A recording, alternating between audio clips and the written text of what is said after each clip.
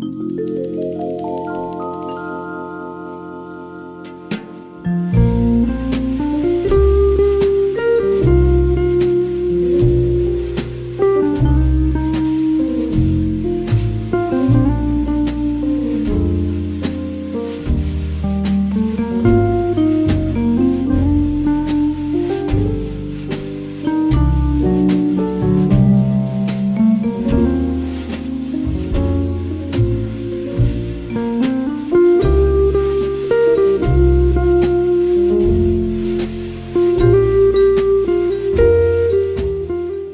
morning. Today we are on our way to Termini station to figure out how to get to the airport tomorrow, possibly buy tickets in advance, or if not, we'll just know where to go in the morning.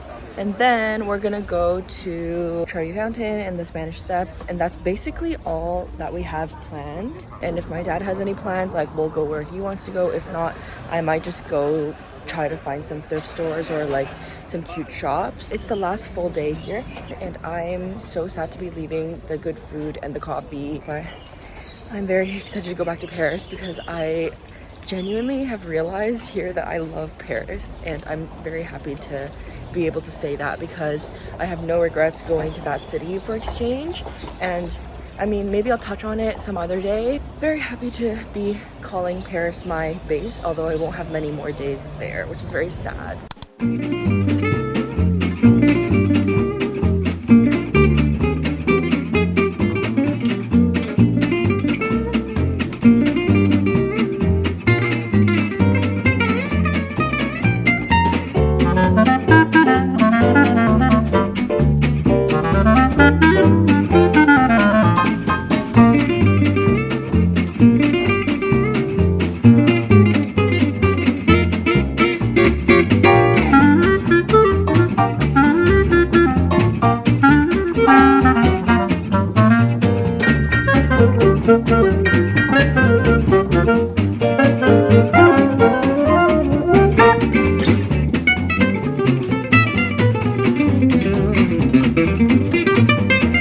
Back at the fountains from yesterday. Oh my god, my camera's so smudged. Anyways, after this fountain, it's Trevi Fountain time.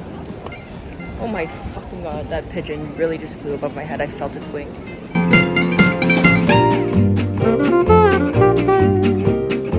Okay, while my dad's taking photos, let me give you a little review on Rome. I think that the city is extremely loud and chaotic.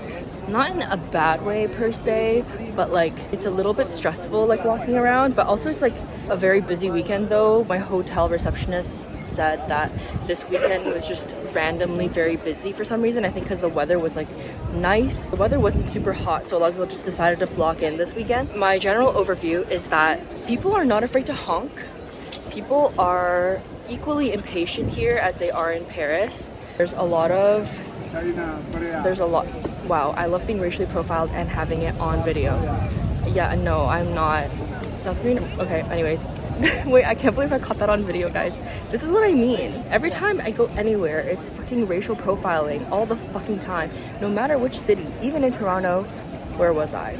Chaotic, lots of people, extreme amount of tourism, which is good, I guess, for the city, but I think if I were a local, I would really want to kill myself. The food is good. I've also noticed that I actually don't think I can eat Italian food very frequently just because of how calorically dense and carb heavy it is.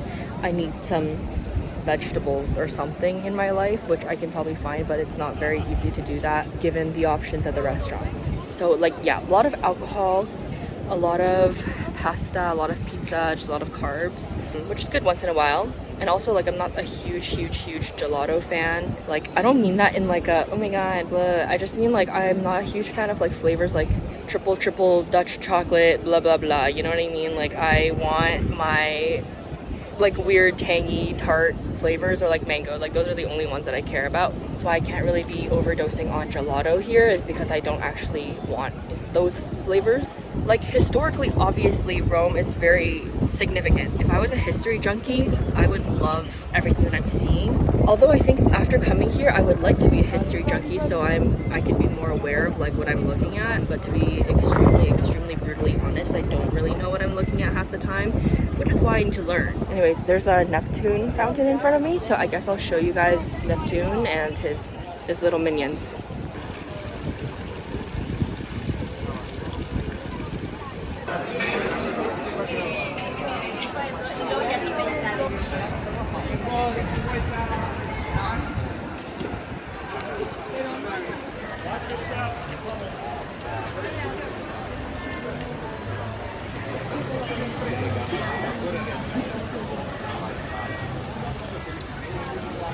At the Trevi fountain in the midst of a thunderstorm. You can probably see it behind me. I'm like too scared to even lift my head out of the umbrella because of how much rain there is right now. I thought the fountain was going to be operating. Like I thought there was going to be water spurting out of something, but right now it's quite still. I don't know if that's how it is normally. I'm enjoying the view as much as I can see past the umbrella flaps. That was a terrible angle also, oops.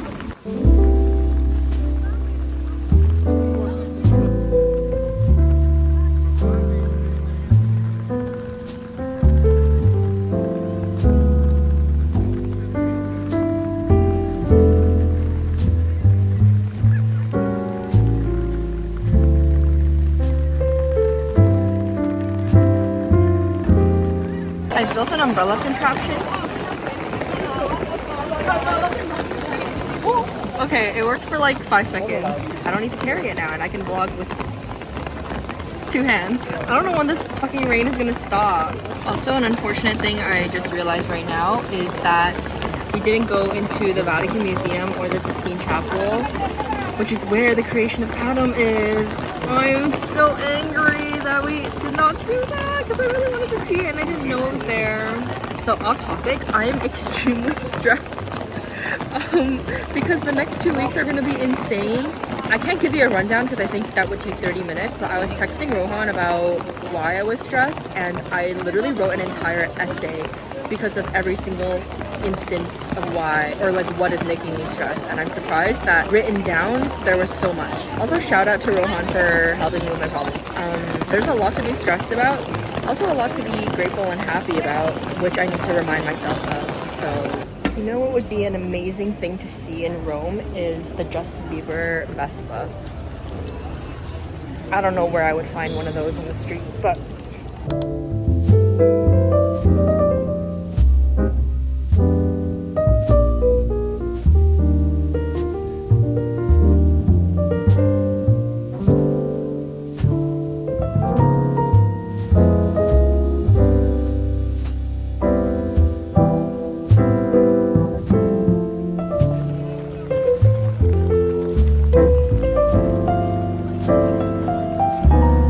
aren't you guys glad I'm letting you people watch in Italy via my vlogs? There's so many interesting people here from all over the world and they're all being very interesting and I'm capturing it through video.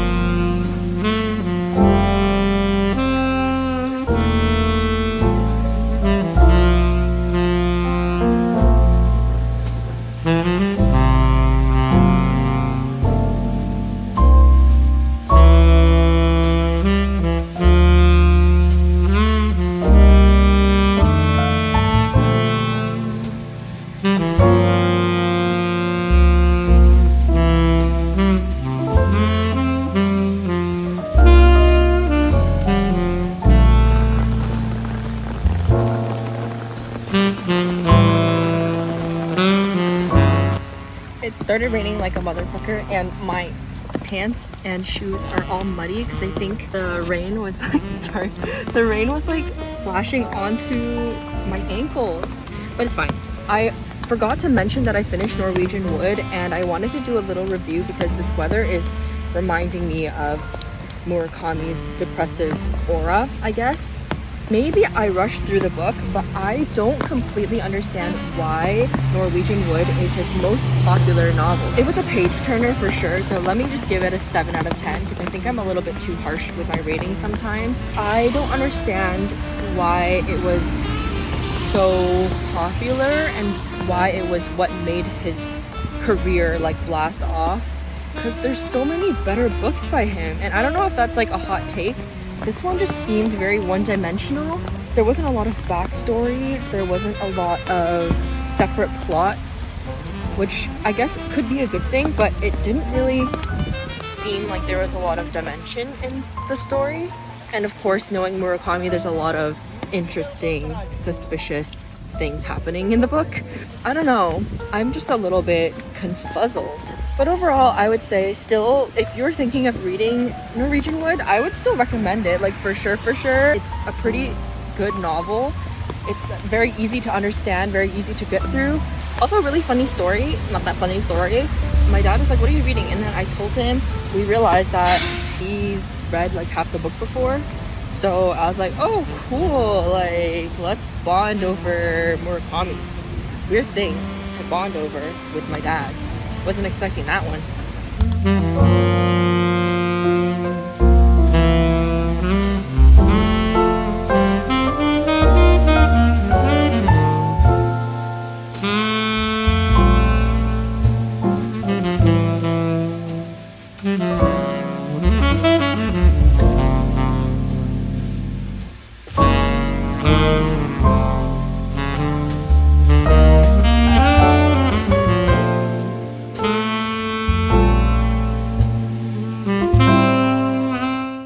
I'm flipping the orders of what I'm eating because we got tiramisu before going to the restaurant for dinner. Dessert first, I guess. This is so bomb. I haven't tried the one from Italy that everyone raves about in Toronto because it's so expensive. I don't think I can beat this one from Pompey because it was only €5 and it's so good.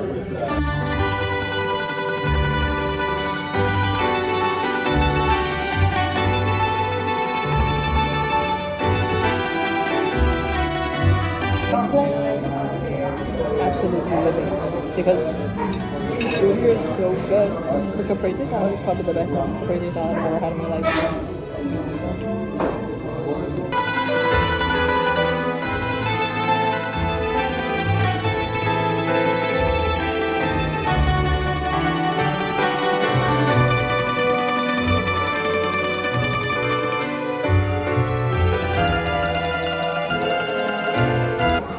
Trying to steak that they said is like 75% done, which they have a term for and I don't know what it's called, but it's in between medium and well done. And it's so tender, like despite it being 75% cooked, it's so easy to chew through, which is crazy.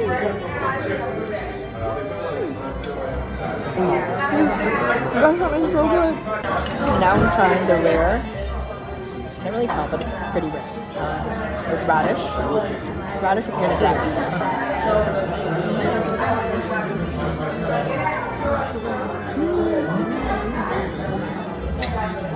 I think I'm a something to heaven.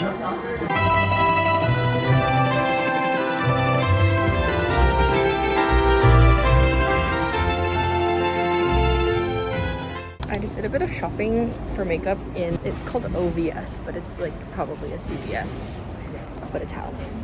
So like a Shoppers kind of. There's like this like local Italian brand that looked like Kylie Cosmetics from the outside. It was like pink and stuff, and they had a lot of sales. So I got like a brownish lip gloss, a metallic blue eyeliner, and also a lip pencil. And then I also got an Essence eyeliner pencil because I didn't have a brown one, or like any, to be honest. Now we're headed home, I think, and it's our last night.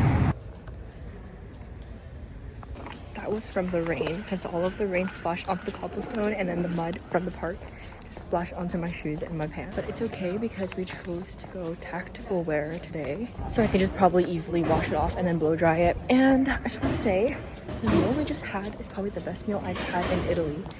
The last dinner of our entire trip. And I'm kind of shocked because it was a very random decision to go there, and we went super early, so they didn't have space past 5:30, which is when we decided to book our reservation for. But I only booked the reservation 30 minutes in advance, so I'm very happy that they let us in because the restaurant itself was really small. It seemed like a very local type of restaurant. Kind of mad I didn't try the Roman pastas from this restaurant, but I'd already tried carbonara and cacio e pepe already from other restaurants, so I didn't want to do a repeat, so I got the ravioli, but the ravioli was still bomb.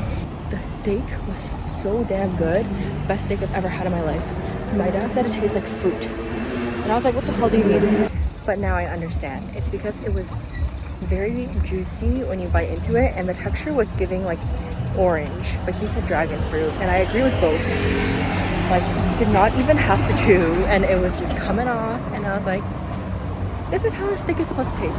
Also, a special shout out to the caprese salad. It was the best caprese salad I've ever had in my life. Also, because the mozzarella was so fresh and juicy, and I think they used heirloom tomatoes, so the flavor of tomato was very, very good. It was giving heirloom tomato flavor. The only regret is that I didn't get a carpaccio because they had a lot on their menu, and I forgot to ask which one was recommended.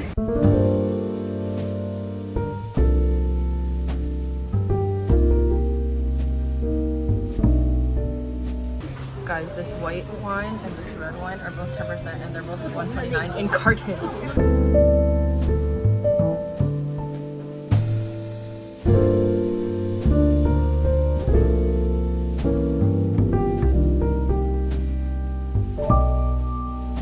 Goodbye to Rome. We're headed to Termini station now to take the shuttle to FCO airport. It's been a great run in Italy.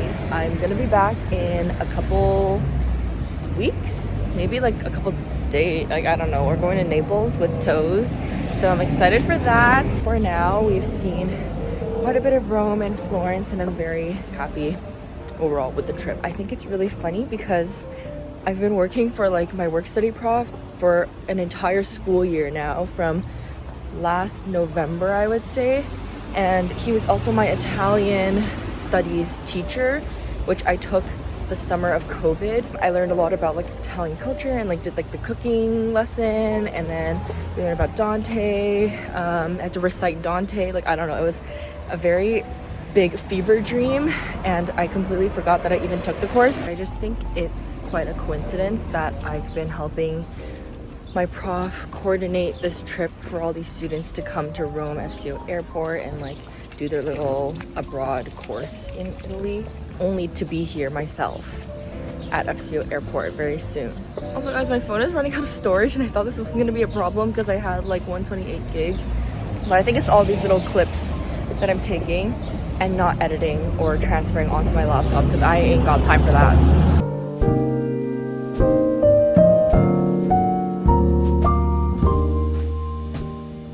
But even the airport coffee tastes good. On the plane, I just realized that they didn't make us take liquids out of our bag or electronics, and I got onto the plane and passed security with a whole bottle of water in my Nalgene bottle, so I'm a little confused about the security aspect here, but see you soon.